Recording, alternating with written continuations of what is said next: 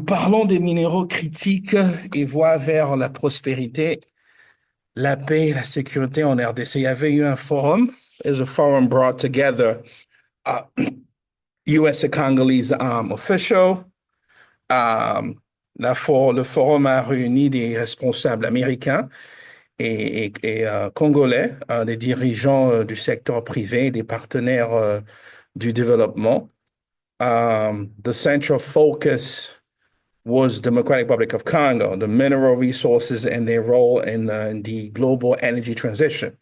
Donc, l'objectif principal était centré sur les ressources minérales de la République démocratique du Congo et leur rôle dans la transition énergétique mondiale. Ça, c'est le deal entre l'Amérique et la RDC. Et je crois the key discussion topic, les sujets clés abordés étaient d'abord peace building and stability in the Great Lake region. Euh, consolidation de la paix et stabilité dans les régions du Grand Lac. Second, strengthening civil governance in Eastern DRC. Donc, renforcement de la gouvernance civile dans l'Est de la RDC. Third, attracting sustainable and responsible investment in the mining sector. Donc, attirer des investissements durables et responsables dans le secteur mineur. Donc, also the other topic was combating illegal mineral trade and corruption. Donc, lutter contre le commerce illégal des minéraux et la corruption. Et l'autre sujet qui était abordé, c'était exploring how DRC is really investing in non, c'est-à-dire explorer comment les minéraux de la RDC peuvent soutenir voilà, les technologies vers mondiales, comme les batteries pour véhicules électriques et l'énergie solaire. Donc, yeah, so the mineral in Congo, how they can, create opportunity. Il y avait des participants, a lot of great participants, especially le PDG du Raw Bank, membre du conseil de l'Atlantic Council. Il y avait aussi Madame Corina R. Sanders. She's the Deputy Assistant Secretary for African Affairs, U.S. Department of State. They all work on the Trump administration. Madame Corina Sanders, c'est elle qui est sous-secrétaire adjointe pour les affaires africaines, département d'État des États-Unis. Donc, il y avait beaucoup de dirigeants. J'ai suivi la vidéo, j'ai analysé. Donc, ce que moi j'ai compris, the key takeaway was number one, the teaching that DRC mineral wealth is essential to the global clean energy transition. Donc, la richesse minérale de la RDC est essentielle à la transition mondiale vers l'énergie propre. Ils ont parlé de good governance, transparency, and civil security are necessary to really, tap into the potential. Donc, ils ont parlé de la bonne gouvernance, la transparence et la sécurité civile qui sont nécessaires pour libérer ce potentiel. There's a shared commitment between the U.S.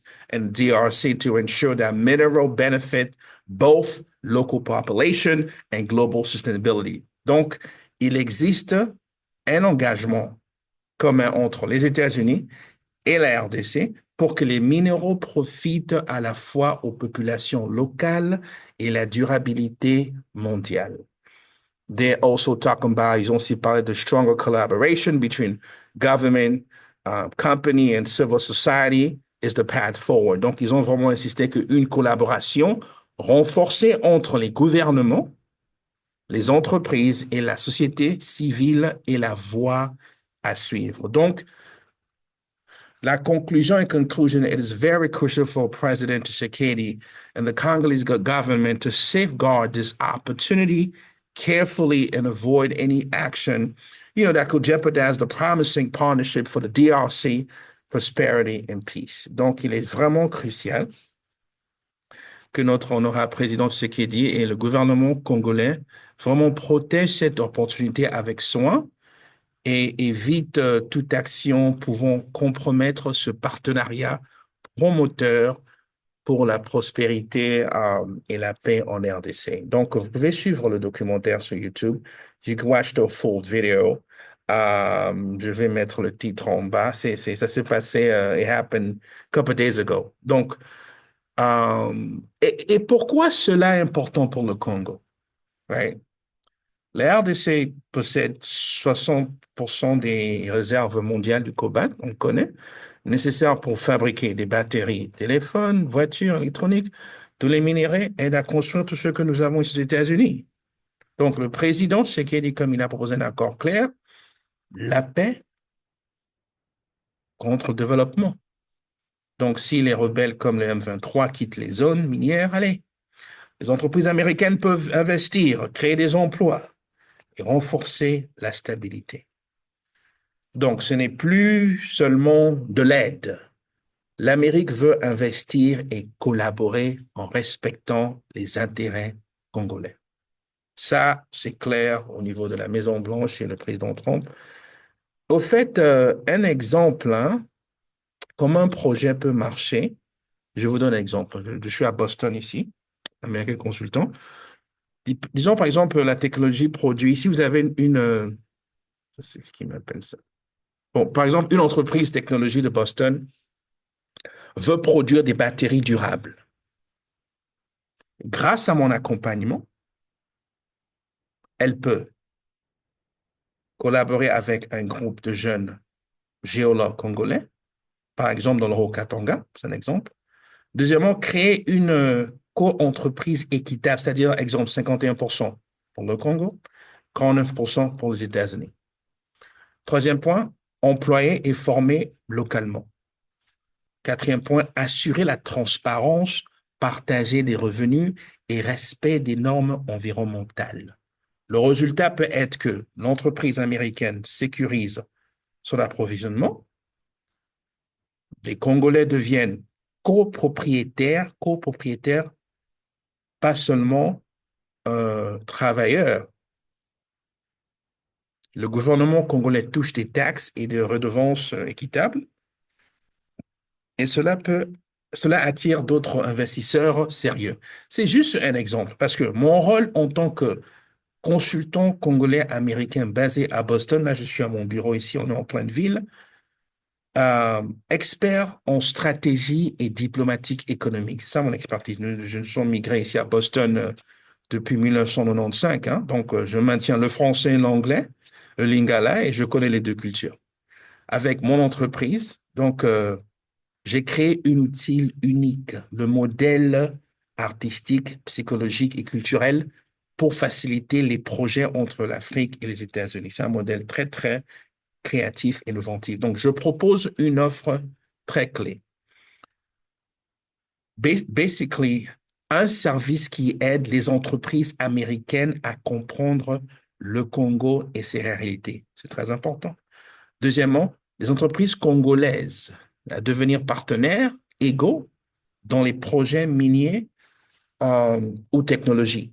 Donc, le gouvernement euh, va sécuriser des projets durables et stratégiques. Donc, c'est pourquoi que le Massachusetts, un État comme Massachusetts, parce que nous sommes à Boston, est aussi un modèle que le Congo peut suivre, hein, parce que l'État du Massachusetts, où je vis, travaille déjà avec des outils pour que le Congo pourrait être adapté. Par exemple, we have the Massachusetts Grow Capital Corporation.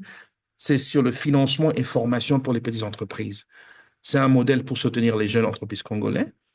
Nous avons aussi Mass Venture. C'est une organisation qui soutient aux startups tech avec du potentiel de production en Afrique. Nous avons Massachusetts Technology Collaborative. Donc, c'est eux, ils font de subventions sur innover dans l'industrie robotique utile pour Kinshasa, là-bas. Nous avons aussi Massachusetts Life Science Center, c'est le développement de la biotechnologie et santé publique. Nous avons encore Mass Development, c'est-à-dire appui au projet immobilier et infrastructure. Nous avons Massachusetts Clean Energy Center, des projets communs en énergie propre. Donc, pourquoi pas un bureau Congo et Massachusetts à Kinshasa? Nous sommes basés à Boston et pourquoi pas? On est dans l'État de Massachusetts.